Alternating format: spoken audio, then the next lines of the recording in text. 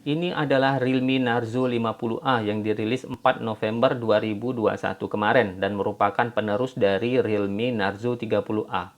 Ini adalah video reviewnya, dan bagi kalian yang ingin melihat bagian tertentu saja dari video review ini, itu sudah saya sediakan isi dari video di bagian deskripsi. Kalian tinggal klik, kemudian video akan langsung menuju ke bagian tersebut.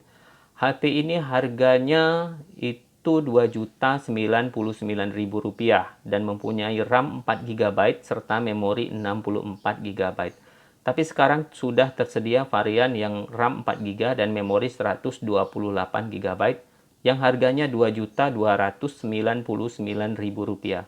Jadi harganya berdekatan dengan harga Redmi 10 dan Infinix Hot 11s NFC yang baru saja dirilis. Sewaktu digenggam, HP ini terasa pas besarnya, tapi memang terasa cukup tebal dan terasa cukup berat karena beratnya memang 207 gram. Sekarang kita lihat dulu cover belakangnya. Cover belakang terbuat dari plastik dan finishingnya matte atau doff sehingga sidik jari tak akan menempel di cover belakang. Nah, cover belakangnya sendiri itu ada pola garis diagonal yang menutupi lebih dari separuh cover belakang, tapi sisanya polos. Jadi ada dua macam polanya, ada yang berpola dan ada yang polos. Nah, sewaktu diraba itu memang terasa agak kasar. Nah, di sudut sini itu ada rumah kamera. Rumah kameranya sendiri juga ada terbagi dua ya. Ini ada yang glossy dan ini ada yang matte atau doff. Kameranya sendiri di bagian atas ini ya, 1, 2, 3, ini flashlight.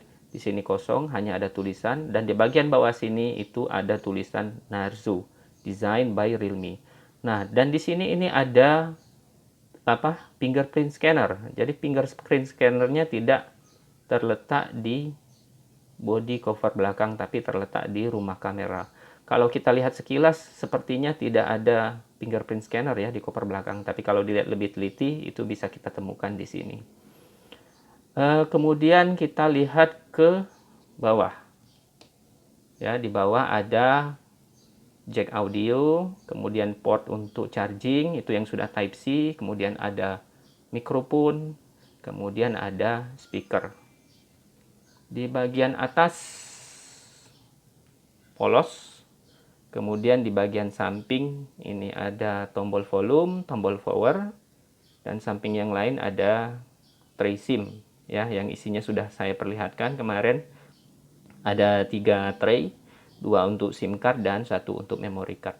Nah, kalau kita lihat ini bagian samping ini tidak sepenuhnya membulat sempurna dia, tapi ada sudutnya ya. Di bagian depan ini ada kamera depan yang berfungsi sebagai kamera selfie dan kamera face unlock yang letaknya di tengah. Layarnya berbentuk kalau kata Realme itu berbentuk mini drop screen. Dan bezelnya masih cukup tebal, terutama di bagian atas dan di bagian bawah.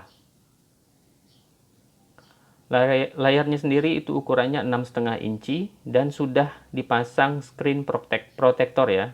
Dan resolusinya adalah HD plus 720 x 1600. Nah, sekarang kita mau mencoba sensitivitas dari fingerprint scanner dan face unlock-nya. Pertama kita coba dulu untuk fingerprint scannernya. Ya, cepat ya. Memang sangat sensitif. Kita coba lagi. Ya. Sekarang saya coba dengan jari saya agak basah. Ya, masih bisa terbuka. Nah, sekarang kita coba fitur face unlock-nya. Ya, langsung terbuka. Kita coba lagi. Ya, lumayan cepat. Kemudian saya akan coba kalau saya pakai kacamata. Waktu mendaftarkan wajah kemarin itu saya tidak pakai kacamata. Sekarang saya coba pakai kacamata. Ya, ternyata masih bisa terbaca ya.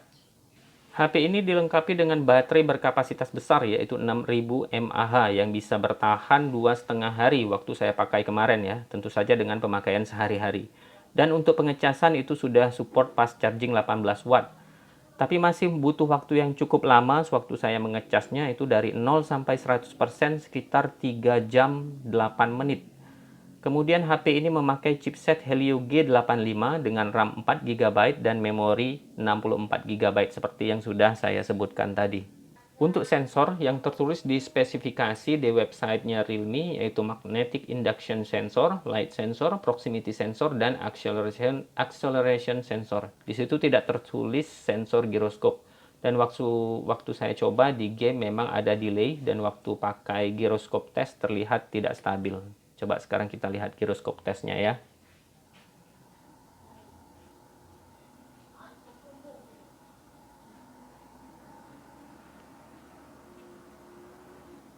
Ya, ini kelihatan dia bergetar ya. Cuman dia tidak terlalu banyak delaynya ya. Cuman tidak stabil ya untuk bergetar ya.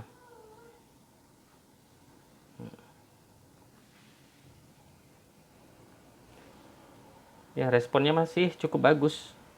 Cuman itu tadi, dia tidak stabil, bergetar. Untuk kamera di belakang itu ada 3. Yang pertama adalah kamera utama yang beresolusi 50 megapiksel, kemudian ada kamera bokeh atau depth sensor 2 megapiksel dan kamera makro 2 megapiksel. Jadi dia tidak punya kamera ultra wide. Kemudian kamera depan itu resolusinya 8 megapiksel. Nah, sekarang kita mau lihat fitur-fitur di kameranya ya.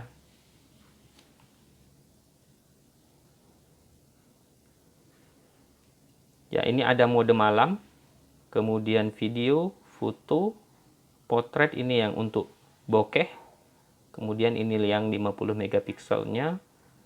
Nah, kemudian ada slow motion selang waktu, ada pro atau mode pakar, kemudian panorama dan ultra makro. Untuk kamera depan itu ada mode foto, potret untuk efek bokeh walaupun hasilnya tidak terlalu bagus, kemudian selang waktu dan panorama. Kemudian ada juga AI untuk mengedit wajah.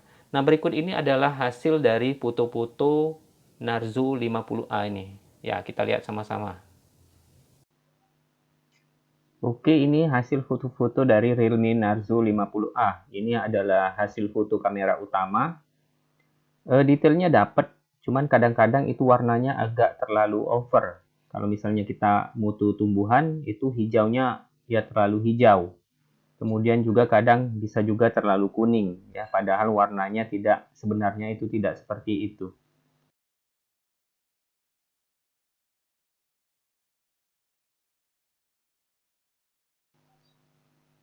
Nah, ini kemudian ada foto di malam hari ya. Kalau kita memakai mode malam itu kita bisa lebih dapat detailnya. Kemudian warnanya lebih keluar ya. Di sini bisa dilihat beberapa contoh.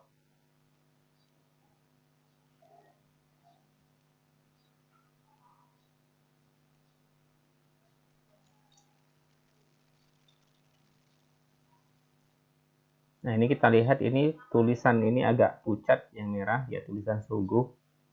Nah, setelah pakai mode malam dia warnanya lebih keluar dan kemudian detailnya lebih terlihat. Nah, ini untuk foto makro ya, tidak terlalu bagus ya, kabur. Ini juga. Ya, ini juga tidak terlalu jelas. Detailnya tidak terlalu dapat. Nah, ini yang efek bokeh ya, bagus hasilnya ya, batasnya jelas antara objek dengan latar belakangnya. Ini yang kamera depan.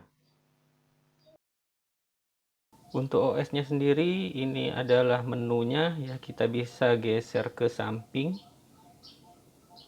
Kalau ke samping dia tersusun seperti apa kita waktu menginstal ya. Jadi yang diinstal belakangan itu berada di paling kanan. Nah, tapi bisa juga kita geser ke atas. Nah, kalau digeser ke atas ini dia tersusun berdasarkan abjad. Ya, jadi yang di atas itu yang A, yang di bawah itu yang abjad terakhir di sini Y ya. HP ini memakai OS Android 11 dengan versi UI Realme V2.0. Untuk koneksi, HP ini bisa berfungsi sebagai hotspot pribadi dan juga bisa berfungsi sebagai modem melalui penambatan USB dan bisa langsung dicolokkan ke komputer ataupun ke laptop. Kemudian ada pengiriman nirkabel berupa proyeksi layar, jadi dia bisa memproyeksikan layar HP ini ke layar perangkat yang lain. Kemudian bisa untuk mencetak. Lalu ada Android Auto untuk tampilan ke mobil. Ya, bisa dihubungkan ke mobil Anda. Kemudian ada teknologi real sound yang bisa kita pilih mau seperti film, mau seperti game suaranya, atau disetting seperti musik. Kemudian di sini ada alat praktis ya berupa navigasi, kemudian gestur atau gerakan. Ya, di sini ada pilihan, kemudian untuk cuplikan layar, kemudian untuk perekaman layar, kemudian untuk split screen.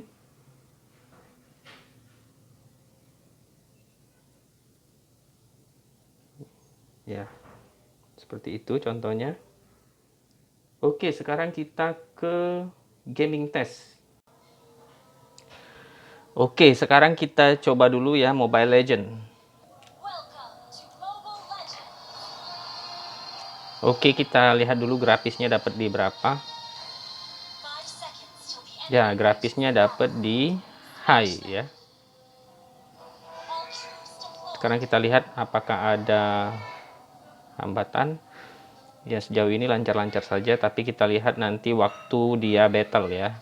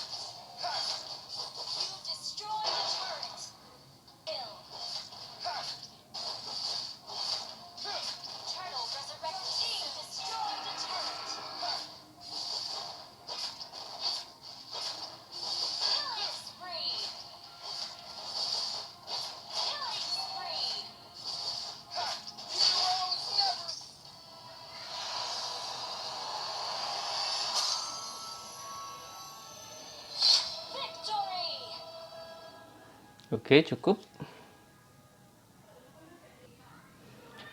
Oke, sekarang kita coba PUBG Mobile.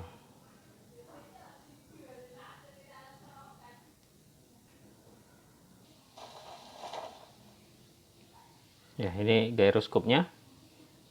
Sedikit delay. Sekarang kita lihat settingan grafisnya. Ya, dapatnya di grafik HD, kemudian frame rate high.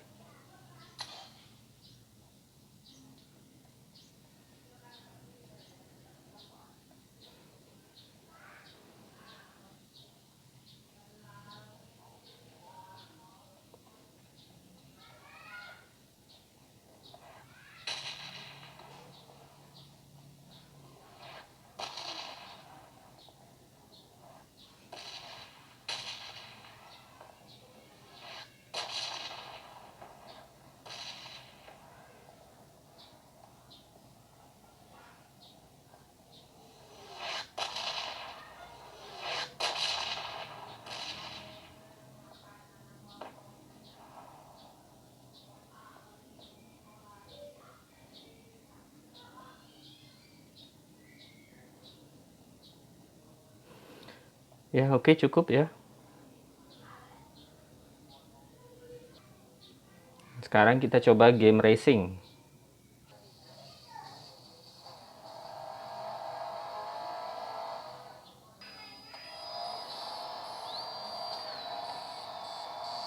Oke, gyroscope-nya memang di sini juga agak delay sedikit. Tapi permainan bisa berjalan dengan lancar.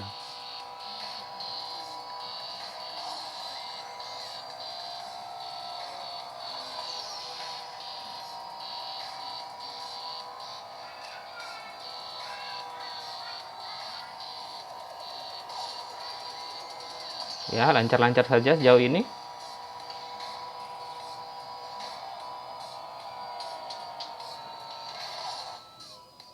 Oke.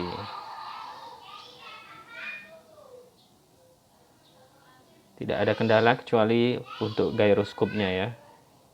Oke, cukup sekian untuk gamenya.